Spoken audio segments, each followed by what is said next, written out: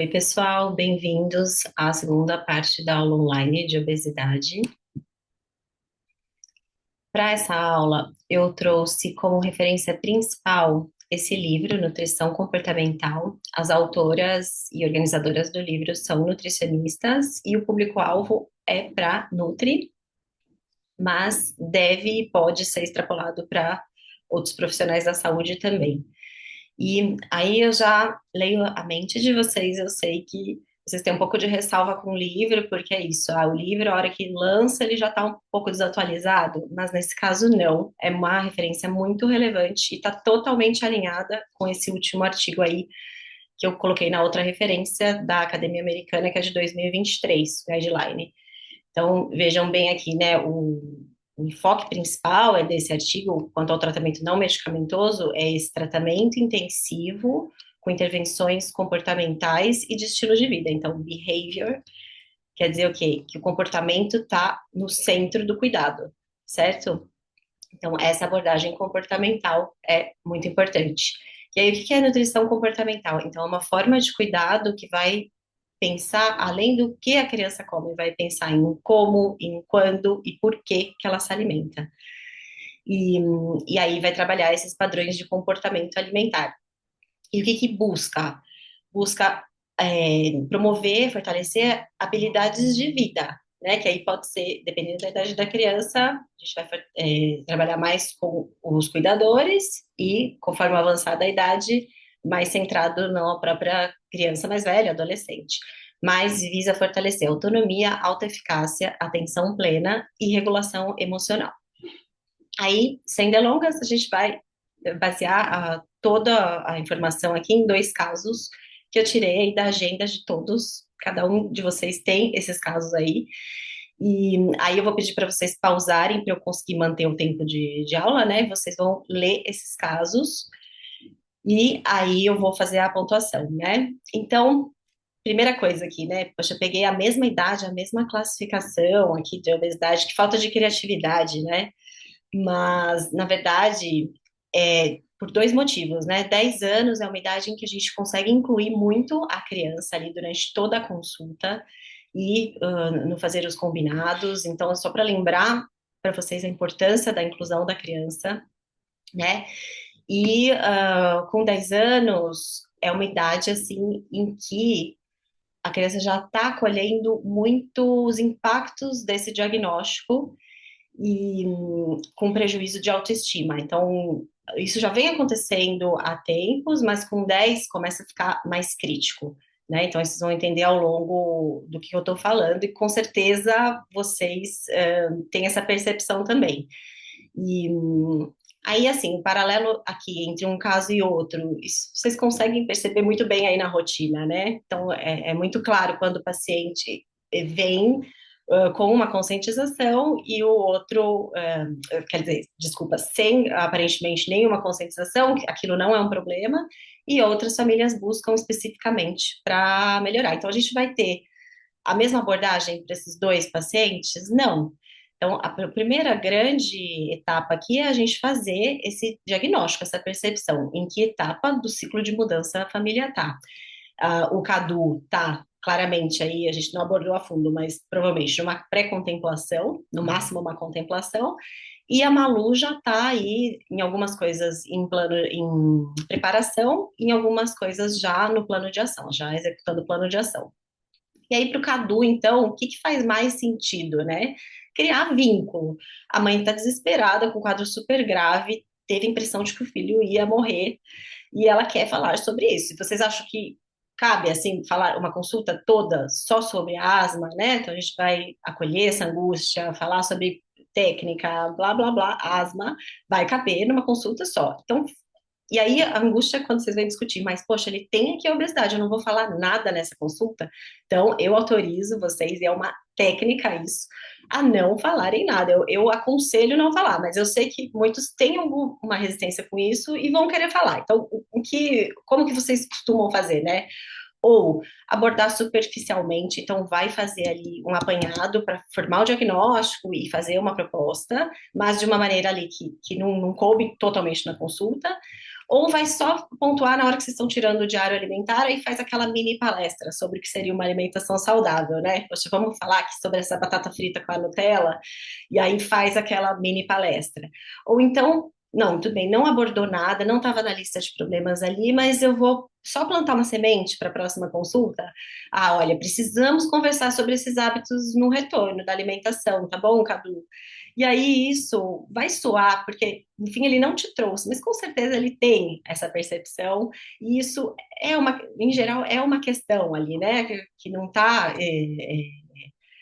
exteriorizando, mas ele vai soar ali, ai, putz, estava tão bom, por que que ficou? Agora eu vou ter que levar dormir com esse ruído aí, entendeu? E é uma coisa que vai dar um desconforto e sem ter um propósito claro ali naquele momento.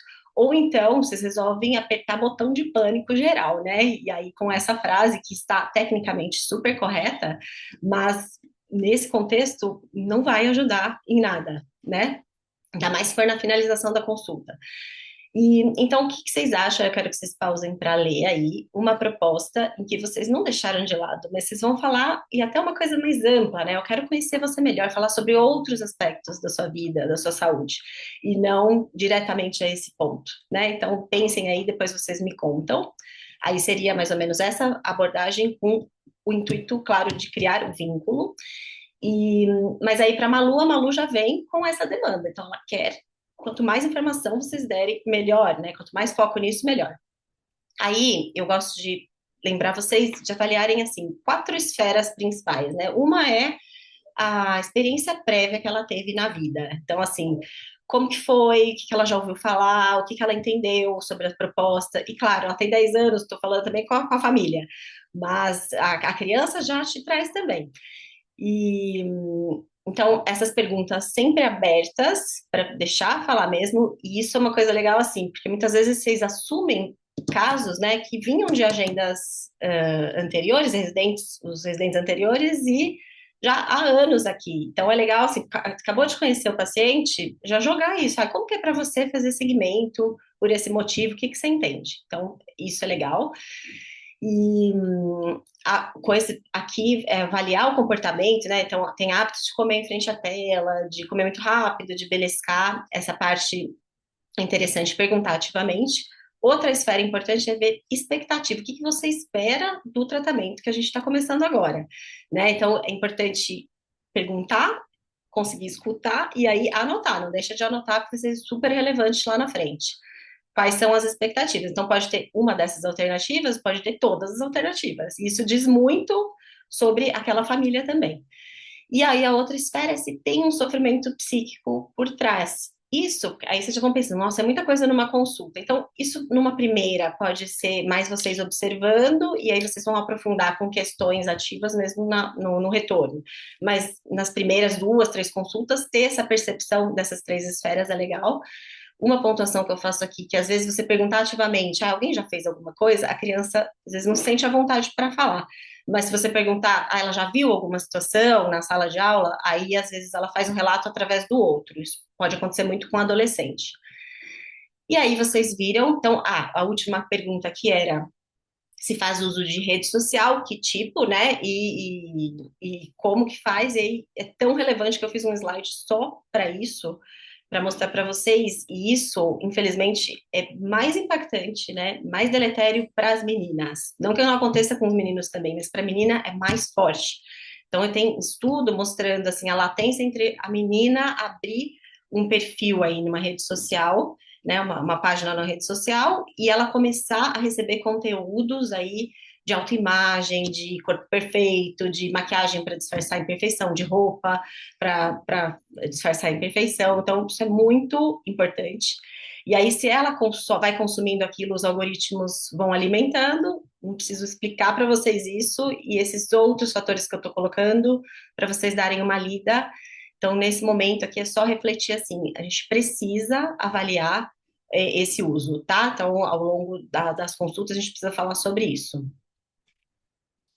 E aí, indo para. Aqui eu tinha faltado um para vocês lerem. Bom, aí agora passando para a finalização dessa consulta, tá? que é legal vocês terem em mente, assim, um planinho, né? Então, vou passar regras do jogo. Lembra que muitas famílias não estão habituadas com essa coisa de medicina centrada na pessoa, cuidado centrado na pessoa, né? Então, às vezes estranham. Então, é legal a gente explicar mesmo como funciona, né? Olha, eu tô aqui como parceiro e não como um juiz, um ditador. Se eu vou te falar, faça isso, faça aquilo, né? E eu não sou mais um problema, estou aqui como parte da solução. É, eu vou querer conversar muito com a Malu, eu quero que ela ouvir o que ela me traz das dificuldades, quero que ela faça parte ali do plano, né? Então, não, senão a criança já fica meio de canto, já está acostumada. Aí a gente fala, olha, eu vou querer conversar com você sempre durante toda a consulta. Alinhar a expectativa é uma coisa muito importante. Lembra, vocês tinham anotado lá as expectativas? Na finalização, a gente retomar isso e fazer o alinhamento. Então, isso é até um dos preceitos lá do tratamento intensivo da Academia Americana, eles deixam esses lembretes. É muito importante, porque uma das principais causas de evasão é esse não alinhamento. Então, um exemplo, né? Ela falou, quero tomar Monjaro. É, a gente vê de onde ela tirou isso, mas explicar. Então, Monjaro a partir de 12 anos, quando tem obesidade grave, você não se encaixa nisso, tem muito efeito colateral, então eu tenho várias propostas antes, mas você ouviu, você anotou, ela viu que você anotou, então isso tem muito valor para ela, né? E aí vão pensar que ela tenha a expectativa dela seja por uma dieta perfeita. Aí a gente já pode usar um recurso que isso é muito da nutrição comportamental, usar essas pranchas. Na outra aula eu mostrei várias para vocês. Então, por exemplo, para a gente ir desmistificando aquele conceito de dieta, olha, o termo dieta não é bom por isso, aí vocês. Então, para aí, presta atenção, como que vocês explicariam? Aí mostra a tabela, qual que é a diferença entre dieta e reeducação alimentar. Vai ter mais uma técnica que eu vou mostrar para vocês aplicarem isso ao longo, que vocês vão poder aplicar com todas as pranchas, né? Mas isso, mostrar, então é isso, você está trazendo mais ela porque você quer, mas sem deixar de falar. Então, se ela quer, quero uma dieta perfeita, a gente, eu posso te dar um plano alimentar aqui, o que seria o ideal, e a gente vai trabalhando. Então, no que aqui desse plano você está mais pronto? O que você acha mais fácil? O que você considera que você está mais pronto? Qual que você acha mais importante? Essas três perguntas ajudam bastante, porque isso vocês têm muito em mente, né? Vou traçar três metas, duas de alimentação, uma de atividade física. Mas, às vezes, isso aqui vai poder ajudar a dar repertório, fica mais objetivo aqui para traçar essas metas. Aí traçou as metas, fazer por escrito, então não é uma prescrição, é um plano compartilhado ali, que você vai fazer por escrito, tanto no prontuário, quanto para entregar para paciente. Isso aumenta a efetividade. Um. Aí finalizou com a Malu, agora volta o Cadu, já volta melhor da asma, ele volta aí com essa descrição. A gente faz uma descoberta maravilhosa de que ele é atleta, idolatrado, não tem prejuízo psíquico algum, de autoestima, nada. E aí a gente pensa, né, mas será que eu posso usar esse dado que ele é um atleta mesmo e ele gosta, ele quer ir por esse caminho, né, de performance? Será que eu posso fazer esse link com a alimentação, que tem várias margens de melhora aqui? E aí vou poder fazer isso, mas calma, né? Lembra, a gente nem falou, nem deu o diagnóstico para ele ainda. Aí eu vou mostrar. Então eu quero que vocês pausem aqui e leiam esse diálogo. E isso é uma técnica de comunicação centrada na pessoa. Então, para vocês observarem aqui, né? Em primeiro, então, elicit, provide, elicit. Então, explora a perspectiva, a percepção prévia, aí você informa. Então, é aquela coisa da mini palestrinha, né? Mas uma informação técnica, pontual e com uma mensagem clara. E aqui o que que é legal, né? Porque às vezes vocês ficam constrangidos, o Cadu é muito gente boa. E será que é obesidade? Vocês ficam até se questionando, não vou falar obesidade, porque ele vai ficar constrangido. Vou causar um mal-estar ali, não quero isso. Não, mas na verdade a gente precisa falar com todas as letras, né? Com uma transmissão da notícia mesmo, mas de uma forma que seja ali respeitosa. Então, dá uma lida, o que vocês acham dessa maneira aí que ficou, né? Você envolveu primeiro e passou de uma maneira clara, e aí depois logo vocês vão retomar ali. O que aquilo provocou nele, né? O que você acha disso? Alguém já comentou? Então, avaliar também, depois da informação, o que fez sentido ali para ele. E aí, a partir disso, então, convidar para a cocriação do plano, que é o que vocês já estão acostumados. Bom, aí retorna a Malu. Então, depois daquela primeira consulta, ela retorna, chega super animada, porque ela fez vários dos combinados, e aí foi na balança, ganhou 200 gramas. Aí o IMC reduziu porque ela cresceu também um pouco. E aí ela fica visivelmente triste, assim, muda a feição a hora que tá na balança, olha pra mãe, então ela já tinha essa expectativa. E aí o que a gente vai fazer? Não, Malu, mas peraí, você tá muito mais saudável, olha só o que você já conseguiu, então a gente não vai focar nesse número, ó, e você tá crescendo, então isso é muito favorável, vai entrar num equilíbrio, peso e altura. Então, você explicando tudo isso, a Malu fica mais animada, nitidamente fez bem, então ela sai da consulta animada de novo. Aí no segundo retorno, ela volta também já com tristinha, assim, você já vê que ela entra mais quieta e aí pausa aí para ler o que aconteceu, e ela tá arrasada. Ela tá, assim, tô péssima, doutor, o que eu faço? Então, muito triste mesmo. E aí, vamos pensar aqui, como que a gente explica para Malu que isso, pelo que ela está passando, é totalmente normal, que todo ser humano em um processo de mudança passa por uma situação, por essa situação, né? Então, como que a gente explica? De novo, a prancha, vocês podem desenhar, né? Então, teve o processo lá, ela resolveu marcar consulta nesse momento em que ela estava ali incomodada e já estava determinada, já fazendo algumas mudanças e veio para que você ajudasse. E aí ela já estava aqui, ó, nessa condição aqui em melhora. As pessoas têm a expectativa, né, de que elas chegaram nesse ponto aqui, vai ser uma linear ascendente até a resolução total da questão. E não é assim que funciona. Então, o que é o esperado que acontece? São altos e baixos aqui no tratamento, né? Então, esses altos e baixos não é em relação a ganhou peso, perdeu peso, não. Melhora dos combinados, do estilo de vida, e aí em alguns pontos avança, em outros retrocede, em outros fica estagnado. Então, isso aqui é um comportamento normal, né? Então, isso a gente é legal a gente montar isso. Isso aqui é o diagrama ali da Academia Americana, né?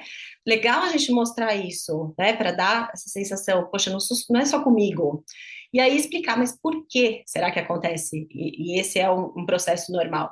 É o conceito de ambivalência. Então, todas as pessoas em processo de mudança, elas acabam dando o mesmo valor para coisas diametralmente opostas, né? Então, ela quer ali, e ela tá colhendo frutos da atividade física que ela tá fazendo e tal, mas ela gosta muito de comer doce, né? E eventualmente, ela foi acostumada com isso, então, que é o status quo, né? A situação atual. E aí, por quê? Porque nesse status quo ela encontra um conforto, uma segurança. E na mudança é o desafio, é o novo. Então, ela vai ficar com um pé aqui e um pé lá. Isso é o conceito de ambivalência. E a gente mostrar que isso é um processo até de defesa ali, de possibilidade de avançar. Só que ela precisa enxergar isso, né? Então, a grande questão aqui é o especialista comportamental que a gente pretende se tornar aqui, é a gente mostrar onde ela está avançando e reconhecer isso, esse valor, né, para ela dar mais estratégias ali para fortalecer, e onde ela está ali num momento não muito produtivo, né, aí a gente compreender e explorar essas ambivalências, mas o que será que pode estar acontecendo? Então a gente tem recurso, né? E assim, eu explicando tudo isso, eu imagino que vocês estejam pensando, não, mas aqui, será que é uma capacitação para ser psicólogo? Eu não tenho esse talento, não quero, né? Mas não, na verdade, importante entender o conceito e a gente tem como aplicar isso de uma maneira bem objetiva e na nossa área mesmo, tá? Então, fiquem tranquilos que vocês vão conseguir ver nos exemplos que eu vou passar.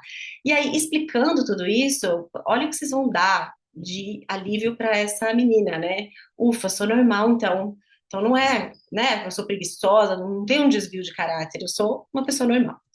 Então, isso vai ser muito valioso para ela. Aí volta no sexto retorno. Então, vocês fizeram isso, estão dando apoio e tal. Sexto retorno, IMC ascendente.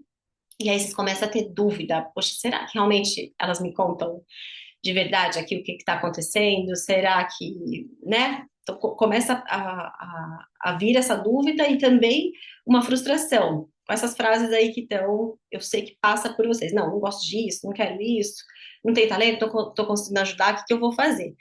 E, eventualmente, nesse contexto, né, o que pode acontecer é vocês resolverem mudar um pouco a postura. Ah, outra coisa que eu ia falar aqui antes, né? Que isso aqui já completaram 6 meses de acompanhamento. Então, lembra que pela SBP, nesse momento, se não está resolvendo, a gente vai acionar e encaminhar para nutricionista. Então, essa é uma das coisas que eu queria lembrar. E aí, vocês resolvem assim, não, vou mudar, vou ficar mais incisiva agora, para falar a real aqui, para tirar a verdade do que está acontecendo, ou para dar um presta atenção, um susto na família.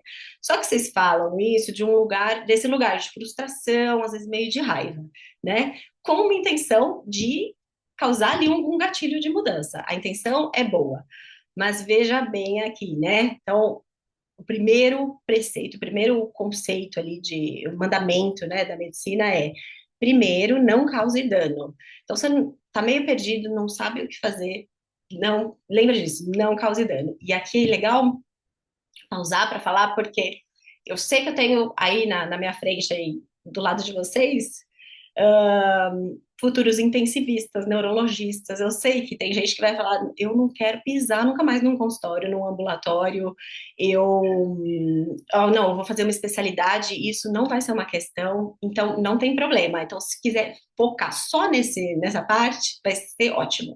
Então, assim, saber que algumas posturas nossas e falas, né, vão causar esse prejuízo sem nenhum benefício.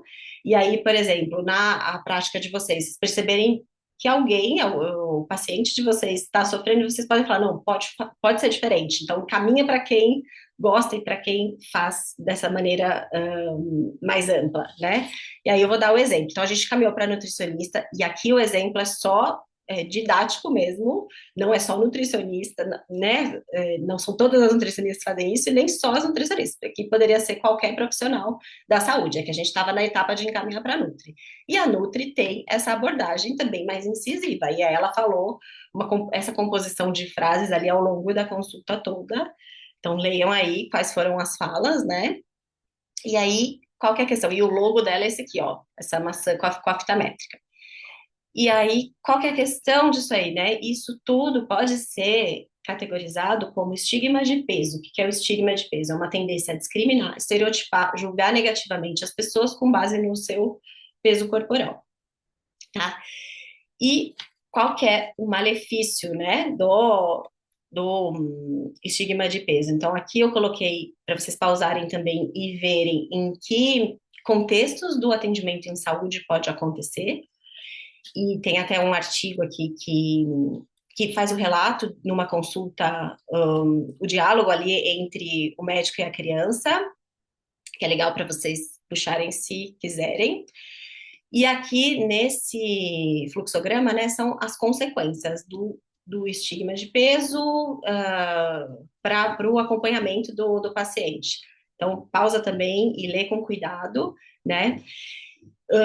Uma das mais deletérias consequências é o abandono, né, a evasão do serviço de saúde. E não é que ele não vai querer voltar para o seu consultório, ele não vai voltar para qualquer consultório, ele vai abandonar, jogar para cima totalmente. Ou uma questão mais séria pode desencadear aí um transtorno alimentar.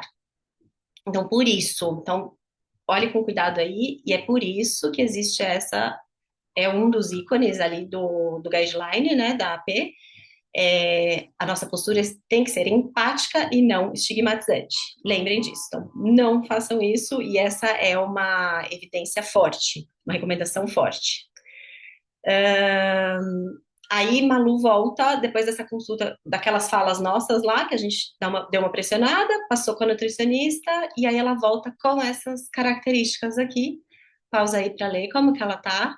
Ela não está bem, está com todos os sinais de alerta para transtorno alimentar. E aí agora sim a gente tem uma questão muito mais delicada, muito mais difícil de manejar, e que talvez ela carregue para a vida, né? Então aí, pesado isso aqui, muito, nossa, que responsabilidade, né? Então, a gente pensar que, não sei se eu pesquisei, eu acho que vocês tinham uns 4 anos quando lançou esse filme, espero que vocês conheçam, mas o protagonista aqui desse filme, ele tinha o dom de voltar no tempo e tentar consertar as coisas. Acho que ele não conseguiu, mas a gente vai conseguir. Então vamos imaginar aqui, aquele retorno dela, lembra que ela ficou visivelmente triste quando ela percebeu lá 200 gramas? Ela percebeu certinho que eram 200 gramas e tal, que vocês conseguiram contornar ali e animá-la. Aqui já é um pulo do gato que a gente poderia ter decidido tirar totalmente o foco do peso. Com aquela técnica illicit, provide illicit, a gente mostra para ela a importância e faz ela entender. E aí a gente passa por um protocolo de pesagem cega ou fechada. Então, e aí isso é legal porque às vezes a família, né, o cuidador também está com essa, fica pressionando. Então a gente mostra para os dois, não vou compartilhar com vocês, eu peço para vocês não verem, eu peso e anoto e deixo que eu cuido dos números. Vou focar em outras, em todos esses recursos que vocês estão adquirindo e deixo que eu cuido dos números, certo? Então, é esse protocolo de pesagem cega. Aí vamos pensar ali no segundo retorno da Malu. Lembra, ela estava se sentindo péssima, ela comeu nas últimas semanas doce todo dia, que ela não queria, e aí fez o bolo lá com a mãe e comeu metade do bolo. E será que é uma pergunta óbvia que será que tem alguma emoção envolvida aqui? Isso é bem importante, né? Eu acho que em geral vocês avaliam isso. Aí aqui com aquela mesma técnica, então a gente vai levantar essa questão. E olha que beleza, né? Ela reconhece, ah, realmente essas 2 semanas foram X aqui, semana de prova. E aí vocês podem introduzir, então, nessa parte provide, né, introduzir um conceito de fome emocional. Então, talvez não tenha tido contato com isso e, nossa, verdade, existe isso. Ah, não é só comigo, é com todo mundo. Sim, é um processo também que envolve mais ou menos todas as pessoas. E aí, deixa eu te mostrar aqui uma tabela, então, ver se você concorda. Nossa, verdade, tal. Então, uma prancha que faça esse comparativo entre fome emocional e fome física. E aí, a gente vai propor para ela um exercício até o próximo. O que você acha, então, de preencher esse diário? Aí, assim, a hora que a gente pede diário para as crianças, né, para as famílias, tem que ter expectativa e realidade também. Então, se ela preencher um dia de semana, um dia de final de semana, a gente já está no lucro, tá? Não precisa preencher todos os dias. E assim, preencheu, tira uma foto também para não esquecer Então, tira uma foto para deixar no celular para mostrar, né? Então, a gente vai cercando aqui para voltar esse diário. E aí, isso é um exercício, né, de autopercepção. Então, deixa ali os possíveis sentimentos, isso é muito legal, né? É uma habilidade importante a gente reconhecer o sentimento envolvido. Então, da maneira como ela respondeu, ela vai topar fazer isso e vai voltar com mais percepções ainda. Aí, no retorno, a gente pode mostrar outra prancha, mostrando aqui qual que é o ciclo do comer emocional, né? Que isso é uma busca de conforto. E se a gente puder, então, refletir sobre, aqui ela se identificar, é uma fome emocional. Então, do que eu preciso? Eu posso buscar esse conforto de outras maneiras. E aí a gente vai dar um repertório, possibilidades ali de como ela poderia buscar isso. Então, o próximo exercício vai ser, aí eu parei para pensar, era uma fome emocional, o que eu posso buscar? Aí também, um cardápio aqui de atividades, e aí que seja individualizado, e aí vocês vão nessa, trabalhando bastante essa construção de autoeficácia. Então, são ferramentas muito legais. Aí, assim, a hora que a gente fomenta isso, né, que ela traga essas percepções e tal, tem alguns desfechos. Então, pode ser super favorável e uma ferramenta que ela vai levar para a vida dela.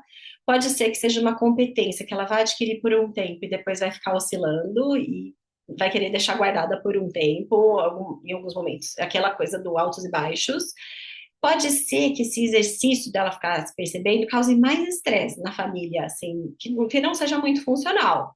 Podemos deixar de lado por um tempo. E pode ser que desperte ali dores muito profundas, que ela começa a te trazer ali uns sofrimentos, e tudo bem, ela detectou ali, mas ela não sabe o que fazer, né? Então, e aí, gente, o acolhimento de vocês, só de vocês escutarem, né? E vocês já avançaram no processo, mas a partir dali, detectar que ela precisa de mais ajuda, né, de uma ajuda especializada, com uma psicóloga, é básico ali, lembra das próximas etapas, a gente encaminharia. Só que ela vai chegar já com mais bagagem, com mais repertório. Então, e só de vocês acolherem já vai ser terapêutico, muito terapêutico, se a gente conseguir avançar nessas coisas. Então, relaxa, aproveita e depois aí vocês vão contando pra gente como que vai ser essa experiência, mas é importante, tá? E, bom, aí eu falei até então, assim, mais voltado para aqueles doces que ela teve que comer nas últimas 2 semanas, que tinham uma emoção envolvida. Aí agora eu quero falar especificamente do bolo, né? Que ela fez um bolo com a mãe, e aí as duas prepararam juntas. Então, se for pensar numa abordagem mais assim, ai, putz, mas também tá nesse processo e a mãe vai fazer esse bolo, poxa, também não tá colaborando. Mas aí a gente não pensou naquela coisa do começo que eu falei, do contexto alimentar.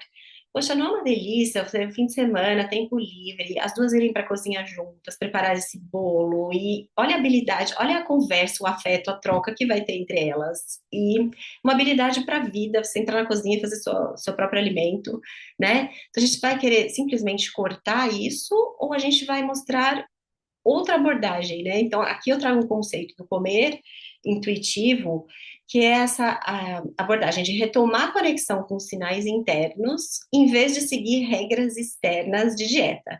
Então, veja bem, fazer o bolo é muito legal, que momento gostoso, e o bolo deve ser muito saboroso.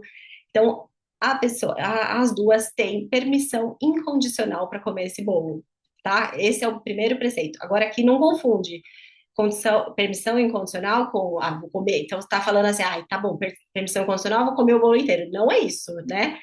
É comer. Então, decidiu comer, que é bom, foi um momento gostoso, agora eu vou saborear esse bolo então, sem culpa. Então, é melhorar a relação com a comida. Comer sem culpa alimentos que considerava proibidos. Então, esse é um dos preceitos. Aí, resolveu comer que seja bem experienciado ali, né? Então, saboreia mesmo, se joga ali e aproveita. E aí a gente vai para um outro conceito que é mindful eating, que é do mindfulness, e aí só lembrar assim, o mindfulness, ele é um dom inato do ser humano, só que a gente vai perdendo. A gente vai perdendo isso na correria, nos aprendizados sociais aí, e colocando na gaveta, mas a gente consegue retomar. E aí, o mindful eating especificamente, que é o comer com atenção plena, os bebês na introdução alimentar são verdadeiros professores disso, né? Vocês já viram? Eles pegam ali, primeiro sente a textura, olha, examina com todo cuidado, aí vai saborear. Aí eles até fecham os olhos para.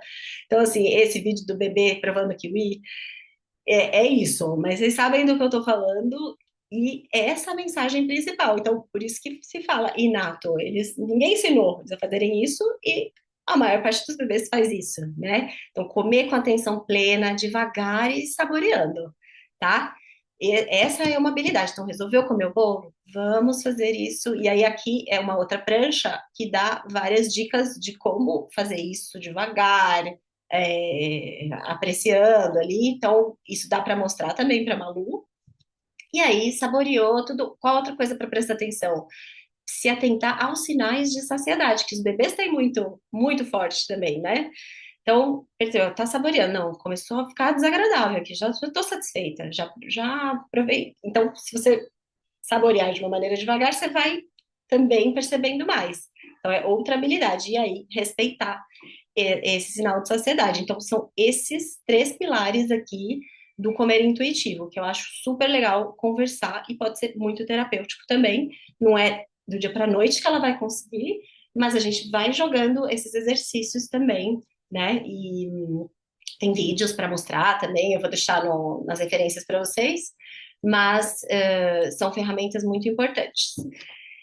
E, bom, aí voltou o Cadu. Lembra do Cadu? Que a gente tinha passado o diagnóstico, a gente conseguiu fazer um plano com ele, aí ele volta, e aí no diálogo ali você descobre que ele continua sem. Ah, ele não se lembra muito bem do que vocês combinaram, ele continua comendo, que ele gosta de comer, a questão aqui é que o pai cozinha muito bem e ele gosta. Ele segue brilhando no campo sem nenhum prejuízo psíquico. E aí, lembra, vocês querem fazer o gatilho dessa performance aí no exercício com hábitos mais saudáveis. E aí eu trouxe esse exemplo para gente, eu trouxe o caso do Cadu para a gente exemplificar a entrevista motivacional, que aí é uma técnica bem estruturada que vai envolver tudo isso que eu falei aqui, mas com uma técnica mais fechadinha, assim. Eu acho muito interessante vocês terem contato com essas etapas, né? Então, o primeiro conceito aqui é que a gente não consegue motivar o outro. Então, não adianta, ai, vamos aí, Cadu, fazer, ó, vai melhorar, tô aqui com você e tal. Não, a motivação é um processo, um aspecto individual e é gatilho intrínseco. Então, o terapeuta, ele só vai facilitar e ele vai tentar evocar esse gatilho interno, tá? Então, esse é um primeiro conceito importante. E aí, então tem esse dogma aí, é guiar e não comandar, tá? E uma coisa importante para falar para vocês, não é coaching, tá? Porque eu tenho certeza que tem muitas pessoas, ah, isso aí parece tanto coaching, ai, que pavor, tal. Então, eu sei que isso é muito individual também, essa percepção, e alguns não gostam de jeito nenhum, tem aversão, mas aqui é um processo estruturado, é uma ferramenta e recomendado mesmo pela Academia Americana, tá? É um processo recomendado e o nível de evidência aqui, a recomendação é moderada, um impacto moderado. Então, vale a pena dar uma chance para ver como que funciona, né? E aí, conforme vocês forem aplicando, vocês vão ver que, na verdade, é só aumenta a sensibilidade de vocês para uma coisa que vocês já fazem, né? Então, didaticamente, divide em 4 etapas, que são essas, né? Engajar ou envolver, evocar, focar e planejar. Aí aqui deixei uma tabela com em qual momento do segmento que a gente vai aplicar cada uma, qual o objetivo e com quais ferramentas. Aí, engajar e envolver é o que vocês já fazem. Então, essa coisa centrada na pessoa, escuta, então, pergunta aberta, escuta ativa, criar o vínculo. Aí eu dei um exemplo aqui do, do início da conversa, que é o que vocês já fazem, e no final aqui do diálogo já tem uma coisa de focar. Aí você lembra dos combinados que a gente fez? Como que foi? Isso já seria considerado a etapa de focar. Aí, qual que é a prática, né, para vocês pegarem um jeito de como funciona, é detectar ali na fala do paciente que tipo de fala que é. É uma fala de sustentação do hábito anterior. Ah, não, aqui já é uma fala de mudança, ou é uma fala de ambivalência, aquela coisa, quero, não quero, um pé em um lado, um pé no outro. Então, eu vou deixar aqui com essa pontuação das falas para vocês lerem. E aí, qual que é o grande segredo aqui? Então, percebeu, é uma frase de sustentação. A gente vai dar escuta, compreender, dar suporte ali para aquela situação. Fala de ambivalência, a gente vai explorar as ambivalências, mas por que será que acontece isso? E a fala de mudança, e a gente vai fortalecer. Então, esse é o grande, é, a grande estratégia da entrevista motivacional. Aí, na fase de evocar, é aquilo de gatilhar a motivação intrínseca. Então, o diálogo ficou esse, e aí você já começa a ver fala neutra com valor pessoal, fala de mudança e que tipo de fala, né? De reconhecimento do problema, da importância ali, do impacto funcional para ele. E a parte de focar já poderia ser ali no começo, quando você foca ali a conversa para aquele assunto, mas também focar é identificar estratégias apropriadas e produtivas para aquele paciente. E aí, a nutrição comportamental, que é toda essa aula, né, traz várias, né? Então, uma das principais que eu acho é essa do illicit provide illicit, porque você torna o acompanhamento ali um diálogo, mas tem várias outras, né? Então, tem réguas de prontidão, exercícios de autopercepção, aquilo que eu passei alguns para Malu. Então tem muito material, eu peguei só um recorte mínimo, mas tem várias coisas. E uma das coisas, essa régua de prontidão aqui é uma régua de importância, né? Que ele joga no diálogo. De 0 a 10, quão importante você acha que seria essa mudança. Ah, sete. Ah, então por que não quatro? Por que sete e não quatro? Isso eles jogam muito para promover essa reflexão mesmo. Ah, não, é importante por isso, porque isso vai reforçar as falas de mudança.